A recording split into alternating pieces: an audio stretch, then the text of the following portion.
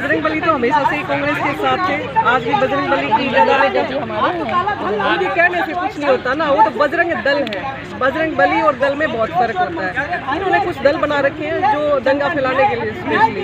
तो मैं तो यही कहूँगी ये दल नाम देने से कुछ नहीं होता, नाम तो सिर्फ एक जरिया है, लेकिन असली बजरंग बली ने तो अपना रंग दिखाया ना कांग्रेस के फेवर में। तो बजरंग बली है, तो बजरंग बली ने तो भ्रष्टाचार की जंग तोड़ी है। बजरंग बली हमेशा ही सच के साथ रहे, आज भी उन्होंने यही दिखाया कि सच किसके साथ है।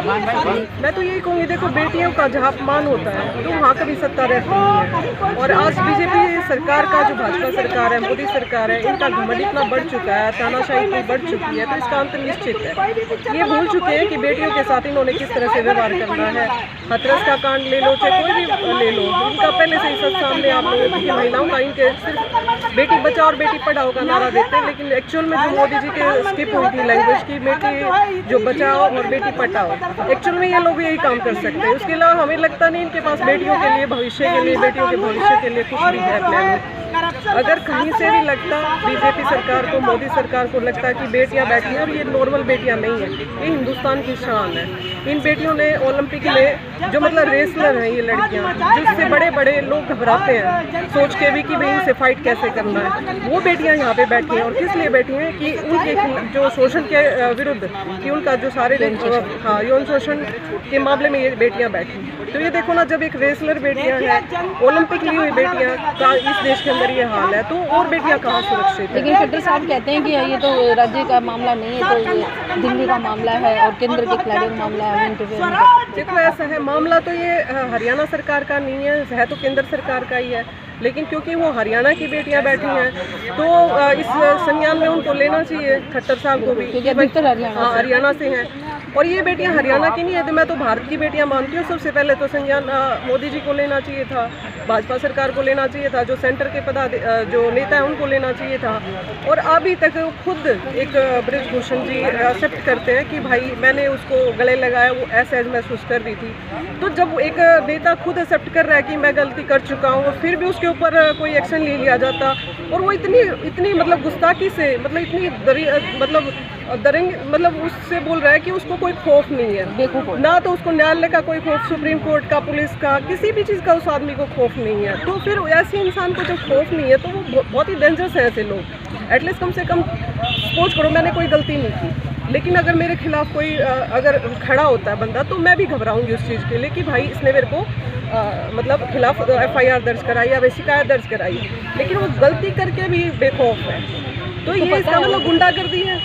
और मोदी सरकार चुप क्यों है? कहीं ना कहीं लोगों की इन्वॉल्वमेंट है इसके बीच में, इसलिए मोदी सरकार चुप है। वो बार बार एक ही बात कह रहा है कि मोदी और अमित शाह कहेंगे तो मैं आज इस्तीफा दे देता हूँ।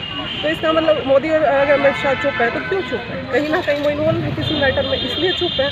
तो इसका मतलब फिर बेटियों की इज्जत, आबरू, मतलब कुछ भी मायने नहीं रखा देश के लिए। जहाँ महिलाओं को देवी की तरह पूजा जाता है, उस समाज में, उस देश के अंदर बेटियों का ऐसा हाल है। कितने दिन से बेटियां गुहार कर रही हैं, फिर सुप्रीम कोर्ट के अंदर मतलब FIR भी लॉन्च नहीं की जा रही उन बेटियों की। ये देखो ना, फिर सुप्रीम कोर्ट बोलती है कि निचली अदालतों में जाए। अब बेटियां निचली अदालत में जाएंगी, फिर उनको कह दिया जाएगा ऊपरी अदालत में चले जाओ। तो क्या बस यही काम रह गया? उन बेटियों का भविष्य फिर वहीं पे बैठा रह गया। और जो आगे आने वाली जो जनरेशन है, जिन बेटियों के लिए लड़कियां बैठी हैं यहाँ पे, तो मतलब उन बेटियों का भविष्य क्या है? तो जल्दी से जल्दी मैं तो ये कहूँगी बीजेपी सरकार को कि जागे। ये बेटियों की इज्जत का सवाल है, बहू बेटियाँ सबकी समान है। ये कोई जाति धर्म की चीज़ नहीं है जिसको हम ये कह दें कि एक स्टेट का मुद्दा है या भाई सिर्फ एक जाति का मुद्दा नहीं। तो बस यही है कि इस बारे में ज़रूर सोचे बीजेपी सरकार। तो कर्नाटका का जो रिजल्ट आया है, उस जीत को भारत जोड़ो यात्रा से भी जोड़कर देखा जा रहा है। हाँ जी बिल्कुल, भारत जोड़ो, मैं भी भारत जोड़ो यात्रा का हिस्सा थी। मतलब मेरा सौभाग्य है कि मैं भी 117 लोगों में मेरे को भी सौभाग्य मिला राहुल जी के साथ यात्रा करने का। और जो लोगों ने प्यार दिया, जो लोगों का दर्द लेके राहुल जी चले थे, आके सभी लोग गले मिल रहे थे, महिलाएं थी, पुरुष थे, सब ने अपनी बातें बताई, अपने दुख बताए, जिस तरह से महंगाई बढ़ रही है वो बताई, भ्रष्टाचार बताया, बेरोजगारी का मुद्दा बताया। मतलब उनको लग रहा था कि शायद मतलब ये हमारे एक देवता की तरह उतरे हैं। लोगों ने इतना उनको सम्मान दिया, सिर्फ राहुल जी को नहीं, हमें भी सम्मान दिया, बड़ा ही प्यार करा लोगों ने हमें हर स्टेट में।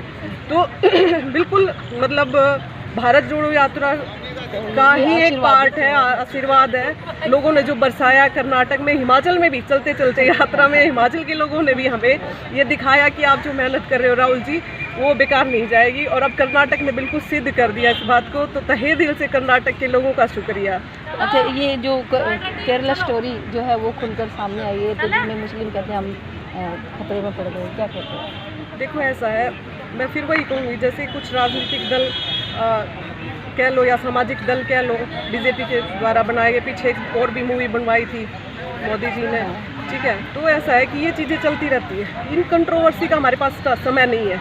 आज मुद्दा है बेरोजगारी का, महंगाई का, युवाओं के जो भविष्य है उसको सुरक्षित रखने का, और सबसे जो अहम मुद्दा है लोकतंत्र को बचाने का और देश को बचाने का, देश की आर्थिक स्थिति को सुदृढ़ करने का। तो मेरे हिसाब से ये मुद्दे मेरे लिए कोई मायने नहीं रखते। मैं इस पर कोई कंट्रोवर्सी नहीं चाहती। मैं चाहती हूँ कि मेरा पूरा भारत देश अमन और चैन से रहे, उसमें हिंदू मुस्लिम की कोई बात ही ना हो। तो क्या हनुमान जी की गदा बीजेपी तो पड़ गई? बिल्कुल पड़ गई हनुमान जी की गदा इस तरह से पड़ी, अभी तो आगे देखना इनको उठना ही मुश्किल हो जाएगा, इस तरह से गदा पड़ी है ये तो।